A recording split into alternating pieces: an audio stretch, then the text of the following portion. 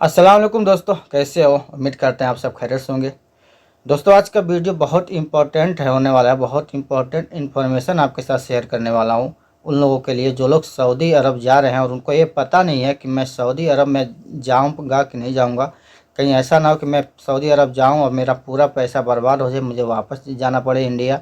तो इस वजह से आप लोगों को ये वीडियो सबसे पहले देखना चाहिए कि मान के चलिए, अगर आपको सऊदी अरब जाना है तो कौन से कैटेगरी वाले, कौन से लोग सऊदी अरब चले जाएं कोई प्रॉब्लम नहीं, लेकिन कौन से लोग सऊदी अरब ना जाएं तो उनके लिए अच्छा होगा, उनके लिए वही बेहतर होगा। क्योंकि मान लीजिए पैसा आपको बाद में पता चले, आपने पूरा काम करा लिया, पैसा पूरा लगा लिया, फिर बाद में पता चले कि नहीं, ये तो मैं सऊदी अरब नहीं जा पाऊँगा, ये तो मेरा दिक्कत हो जाएगी, तो फिर आपको कोई फ़ायदा नहीं पछताने से, क्योंकि आपका पैसा ऑलरेडी डूब चुका है। तो इन सब से बचने के लिए ये वीडियो आपको लास्ट तक जरूर देखना चाहिए ताकि आपको पूरी जानकारी मिल सके। और वीडियो पसंद आए तो लाइक, शेयर और चैनल को सब्सक्राइब जरूर कीजिए। तो सबसे पहले मेरा एक कमेंट आया, बहुत प्यारा कमेंट आया। मैं ज़्यादा कमेंट के जवाब नहीं दूंगा, 2 ही कमेंट के जवाब दूंगा मैं। एक आए हैं ओस्मान तुर्क की तरफ से आया कमेंट मेरे पास, बोलते हैं भाई मेरी एज 20 साल 7 महीना है सर, सारा काम हो गया है, क्या वीज़ा स्टैम्प हो जाएगी? भाई ज़रूर बताना। तो भाई मैं आपसे बताऊंगा, मैं आपसे बोलना चाहूँगा, आपने 20 साल 7 महीने इंतज़ार कर लिए, 3 महीने और इंतज़ार कर लेंगे तो क्या कोई दिक्कत आ जाएगी, क़यामत आ जाएगी आपके ऊपर? ये बताइए। जब 21 साल उम्र तय की गई है, जो लोग वर्क वीज़ा पा रहे हैं 21 साल से नीचे के नहीं आएंगे, तो आप 3 महीना और वेट कर लीजिए। 3 महीने में क्या हो जाएगा आपका वीज़ा स्टम्प नहीं होगा भाई। 21 साल से पहले आपका वीज़ा स्टम्प नहीं होगा। जिस दिन आपका 21 साल पूरा होगा उस दिन आप मेडिकल कराएंगे, गम का मेडिकल कराते कराते आपका 10-15 दिन प्लस हो जाएगा, 21 प्लस हो जाएगा, फिर आपका वीज़ा स्टम्प आसानी से हो जाएगा, आराम से आप सऊदी अरब जा पाएंगे। नहीं तो ऐसे करने से कोई फ़ायदा नहीं होगा। आपका किसी भी तरह से आप सेटिंग वगैरह करके आपका वीज़ा स्टम्प भी हो जाता है तो भी आप सऊदी में एंट्री मिलना मुश्किल है। हो सकता है आपको सऊदी के एयरपोर्ट से ही वापस भेज दिया जाए, तो फिर आपका पूरा पैसा बर्बाद, ख़त्म।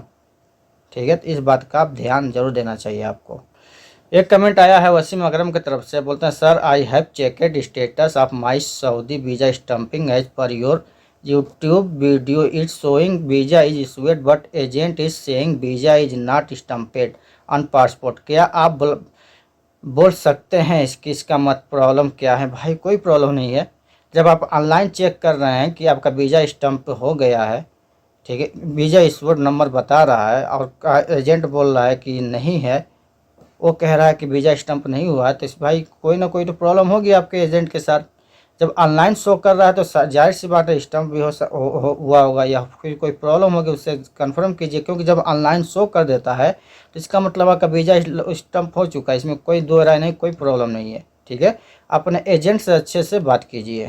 अभी आते हैं टॉपिक पे। एक भाई का मेरे पास मैसेज आया व्हाट्सएप पे, वो बोलते हैं कि मेरा काम हो रहा है, मैंने एजेंट को अपना पासपोर्ट दिया है, मेरा काम हो रहा है, 4 महीने हो गए, अभी मेरा वीज़ा स्टम्पिंग नहीं करवाया और मेरा मेडिकल भी शायद एक्सपायर हो गया। तो मैंने उससे सब सारे सवाल पूछने के बाद मैंने उससे कहा कि आपने पैसा कितना दिया उसको? तो बोलते हैं कि मैंने उसको 1.5 लाख रुपये दे दिया। अब बताइए। तभी मुझे उनको बोला कि भाई जब आप 1.5 लाख रुपये दे दिए हो तो आप उम्मीद भी मत रखो कि आपका काम हो जाए, क्योंकि जो लोग पैसा पहले थमा देते हैं एजेंट का, उनका काम नहीं होता है।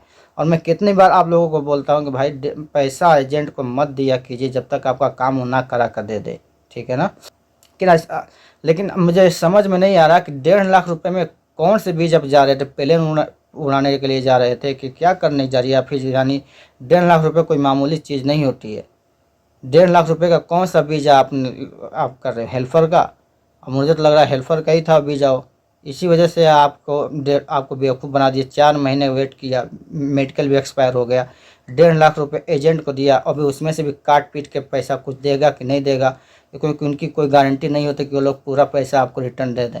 क्योंकि ऐसे बहुत कम ही एजेंट हैं जो इतना पैसा लेने के बाद आपको रिटर्न करें। भाई इतना पैसा फूकने से क्या फ़ायदा? ज़्यादा पैसा है तो किसी गरीब को बांट दो भाई, ले लो अपना काम कर लो, नेकी मिलेगी। एजेंट को देने से आपको नेकी नहीं मिलेगी। ठीक है ना? वो हराम में चला जाता है भाई। ऐसा मत कीजिए। अब आप लोग बिल्कुल होशियार हैं, समझदार हैं, ऐसा नहीं करना चाहिए कि एजेंट को आप डायरेक्ट 1.5 लाख रुपये दे रहे हैं और पैसा निकलेगा, कभी नहीं निकलेगा।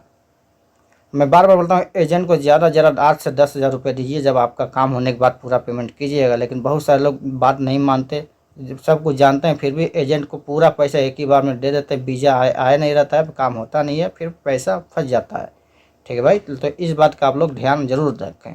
इसके अलावा बहुत सारे लोग क्या करते हैं, सऊदी अरब जाने की कोशिश करते हैं, उनको बैन माना जाता है। ऐसे लोग, जो लोग सऊदी रिटर्न होते हैं, आज ही मेरे पास एक मैसेज आया, उनका सारा काम हो गया, भाई ने मेडिकल कराया, मेडिकल में उनका सेटिंग भी थोड़ी प्रॉब्लम थी, तो मेडिकल की सेटिंग भी की। उसके बाद भी जब वीज़ा स्टम्पिंग के लिए एम्बेसी में गया, तो एम्बेसी वालों ने बोला कि आप बैन हो, आप सऊदी अरब नहीं जा सकते। तो इसी चीज़ को देखते हुए मैंने बहुत से लोगों को बोलता हूँ, भाई पहले ही आप लोग चेक करा लो कि आप बैन हो कि नहीं हो, नहीं तो ऐसा ना हो कि आप पूरा काम कराओ और कराने के बाद मालूम चले कि आप बैन हो, आप सऊदी अरब नहीं जा सकते। तो इस बात के लिए आप लोगों को कुछ खर्चे लगेंगे, 2-2,500-3,000 रुपये जो भी लगे, पूरा पैसा खर्च करने से बेहतर है कि ज़्यादा पैसा खर्च करने से बेहतर है कि आप लोग 2,500-3,000 रुपये में ही अपना जो है चेक करा लो कि आप सऊदी जाने के लिए एलिजिबल हो या नहीं हो, कहीं बैन हो कि नहीं हो।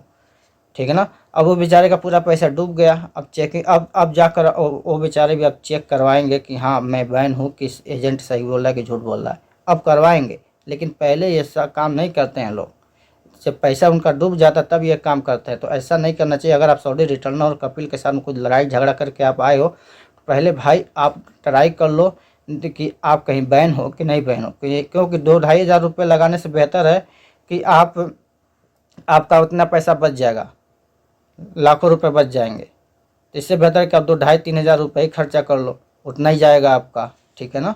इसके अलावा बहुत सारे लोगों को मेडिकली प्रॉब्लम होती है, जैसे कि किसी को सीने में एक्सरे में प्रॉब्लम है, किसी के ब्लड में प्रॉब्लम है, उनमें बहुत सारे लोग ऐसा होता है कि मेडिकल सेटिंग करके चले जाते हैं। तो ऐसा नहीं करना चाहिए। मेडिकल सेटिंग का भी एक रूल होता है, एक तरीका होता है, कौन सा सेटिंग करें, कौन सा सेटिंग ना करें। क्योंकि ऐसा करने के बाद आप वापस सऊदी जाओगे तो वहाँ से भी आपको रिटर्न कर दिया जाएगा, फिर आपका पूरा पैसा बर्बाद।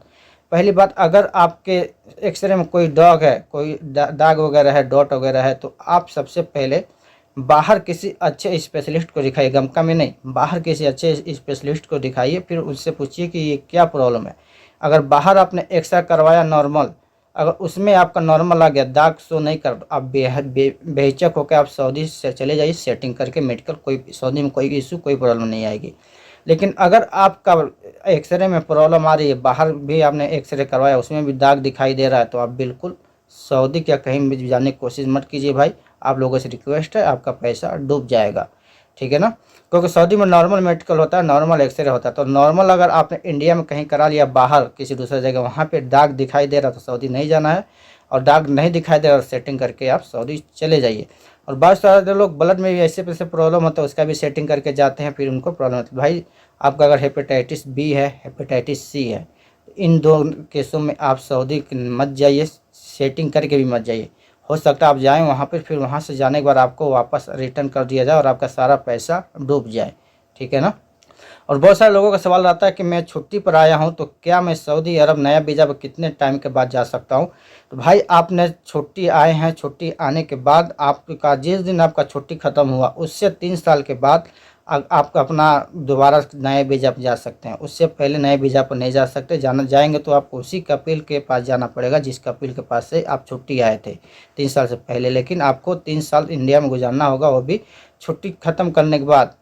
अब बहुत से लोगों का कोरोना में छुट्टी ऑटोमेटिक बढ़ता रहा, तो आप लोग ऑनलाइन चेक कर लीजिए कि आपकी छुट्टी कब खत्म हो रही है, किस तारीख को ख़त्म हुआ है आपका वीज़ा एक्सपायर, वो साफ तौर पर दिखा देता है उसमें जब आप चेक करेंगे। तो मैं इस पर एक वीडियो बना दूंगा कैसे चेक करेंगे कि आपका छुट्टी कब ख़त्म होगा। ठीक है ना। तो इससे आपको मालूम हो जाएगा। तो उस दिन से आप 3 साल जोड़ लीजिए, उसके बाद से आप नए वीज़ा के लिए अप्लाई कीजिए। तब बीच में अगर आप ऐसा करेंगे तो फिर आपके लिए एक साल भी धोखा होगा और आपका पैसा बर्बाद होगा। ठीक है भाई। तो उम्मीद करता हूँ वीडियो फिलहाल के लिए बस इतना ही। उम्मीद करता हूँ वीडियो पसंद आया होगा। पसंद आया तो लाइक, शेयर और चैनल को सब्सक्राइब जरूर कीजिएगा। फिर मिलते हैं नेक्स्ट वीडियो में। तब तक के लिए मुझे दीजिए इजाज़त। दुआ में याद रखें। अल्लाह हाफिज़।